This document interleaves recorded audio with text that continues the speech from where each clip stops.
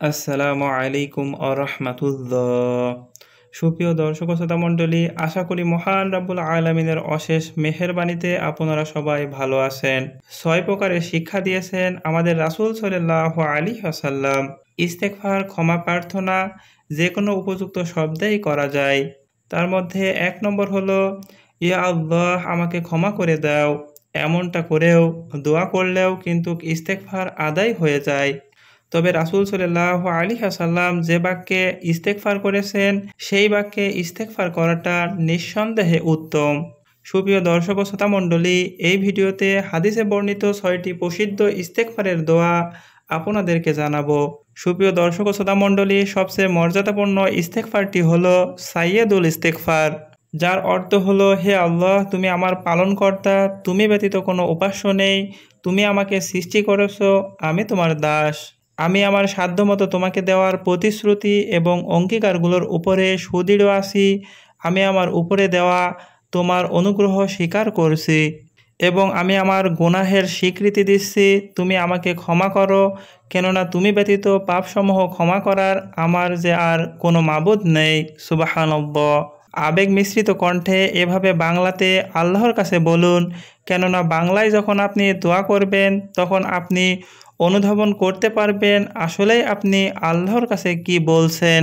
রাসূল সাল্লাল্লাহু আলাইহি ওয়াসাল্লাম বলেন, যে ব্যক্তি দৃঢ় বিশ্বাসের সাথে এই দোয়া পাঠ করবে এবং দিনে পাঠ করে রাতে মারা গেলে কিংবা রাতে পাঠ করে দিনে মারা গেলে সেই ব্যক্তি জান্নাতে যাবে। সহিহ বুখারীর হাদিস। এছাড়াও আমরা পড়তে পারি, সুবহানাল্লাহি ওয়া বিহামদিহি আস্তাগফিরুল্লাহ ওয়া আতুবু ইলাইহি। অর্থ, আমি আল্লাহ তাআলার প্রশংসা সহকারে তার পবিত্রতা বর্ণনা করছি, আমি আল্লাহর কাছে ক্ষমা চাচ্ছি এবং তার কাছে তওবা করছি। রাসূল সাল্লাল্লাহু আলাইহি ওয়াসাল্লাম খুব বেশি এই দোয়া পড়তেন, এমনকি তিনি ইন্তেকাল করার আগেও এই দোয়াটি অনেকবার পাঠ করেছেন। তারপর শেষ নিঃশ্বাস ত্যাগ করেছেন। সহিহ মুসলিমের হাদিস। এছাড়াও আমরা পড়তে পারি, আস্তাগফিরুল্লাহ ওয়া আতুবু ইলাইহি।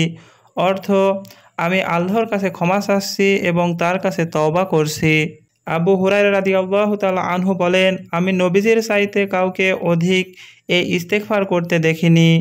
এছাড়াও পড়তে পারেন, রাব্বি গফিরলি ওয়া আতুবু ইলাইহি ইন্নাকা আনতাত তাওয়াবুর রহিম। অর্থ, হে আমার রব, আমাকে ক্ষমা করুন, আমার তওবা গ্রহণ করুন, নিশ্চয় আপনি তওবা গ্রহণকারী অতি দয়ালু। রাসূল সাল্লাল্লাহু আলাইহি ওয়াসাল্লাম মসজিদে অবস্থানকালে এক বৈঠকে 111 বার এই দোয়াটি পাঠ করেছেন এবং আল্লাহর কাছে খুবই নতজানু হয়েছেন এবং একজন সাহাবী দূর থেকে তা গণনা করেছেন। আবু দাউদের হাদিস।